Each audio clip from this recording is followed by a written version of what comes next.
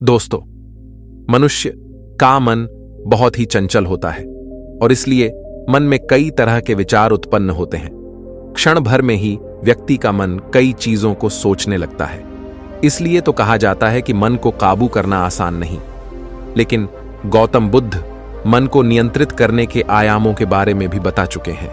मन में विचारों का आना गलत नहीं है कि लेकिन मुश्किल तब हो जाती है या विचार ऐसी परिस्थिति में गलत होते हैं जब मन में अश्लील विचार आते हैं।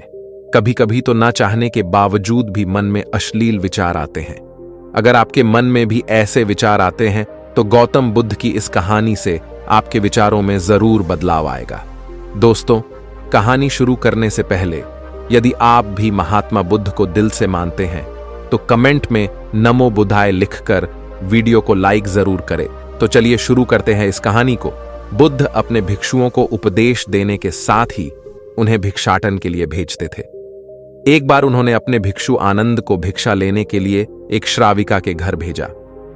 आनंद पूरे रास्ते मन में यह सोचते हुए श्राविका के पास गया कि आखिर आज भिक्षा में क्या भोजन खाने को मिलेगा।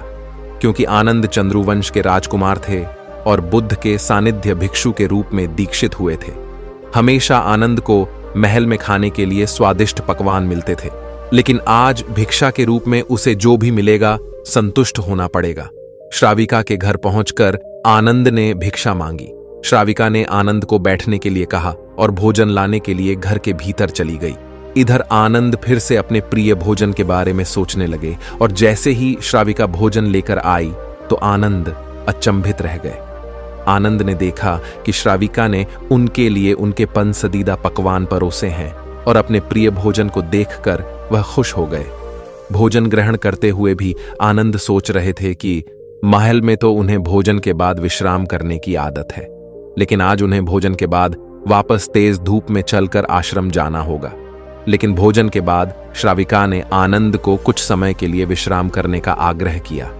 आनंद फिर से खुश हुए कि आखिर आज उनके मन की सारी इच्छाएं कैसी पूरी हो रही हैं। इसके बाद आनंद कुछ देर विश्राम करने लगे, लेकिन विश्राम करते हुए भी लेटे लेटे वह सोचने लगे कि आज तो मुझे भोजन के बाद विश्राम करने को मिल गया, लेकिन ऐसा रोज रोज नहीं होगा।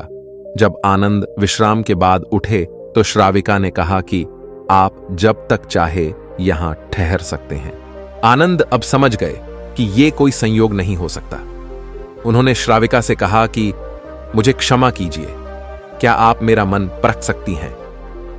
श्राविका ने हां में उत्तर दिया और कहा कि हां, मैं मन पढ़ सकती हूं। शुरू में यह कठिन था, लेकिन फिर मैंने स्वयं के मन विचारों को देखना शुरू किया। पहले मेरे विचारों की संख्या अनगिनत हुआ करती थी। इसके बाद मैंने विचारों पर ध्यान केंद्रित किया, बिना पक्ष विपक्ष के अपने विचारों को देखने लगी। इस तरह से धीरे धीरे मेरे मन में विचारों की संख्या कम होती गई और सारे व्यर्थ विचार दूर हो गए। इसके बाद से ही मैं दूसरों के मन में चल रहे विचार को पहच लेती हूं। हालांकि श्राविका की बात सुनकर आनंद घबरा गए। इसके बाद ने आनंद श्राविका से आज्ञा ली और आश्रम के लिए निकल पड़े। रास्ते में भी आनंद फिर से मन में आए विचारों का स्मरण करने लगे कि श्राविका के बारे में उसके मन में अश्लील विचार भी आए थे। श्राविका ने उसे भी जान लिया होगा, वह मेरे बारे में क्या सोचती होगी। आनंद खुद को लज्जित महसूस कर रहे थे। आनंद ने आश्रम पहुंचकर गौतम बुद्ध से कहा कि अब मैं कभी भिक्षाटन के लिए नहीं जाऊंगा। बुद्ध ने आनंद को पास बुलाया और कहा कि क्या हुआ है, तुम मुझे सारी व्यथा बताओ। आनंद ने सारी बातें बुद्ध को बताई।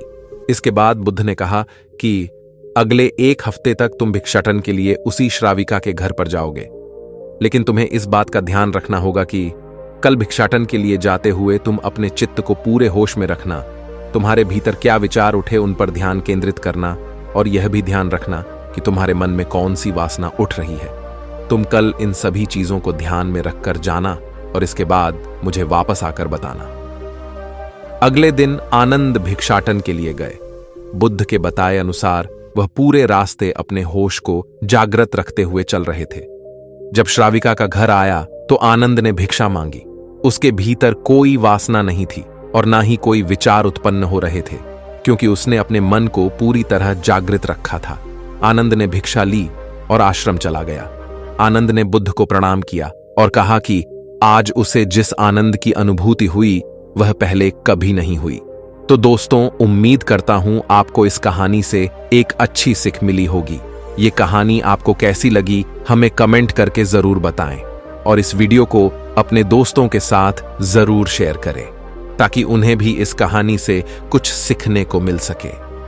धन्यवाद। नमो बुद्धाय।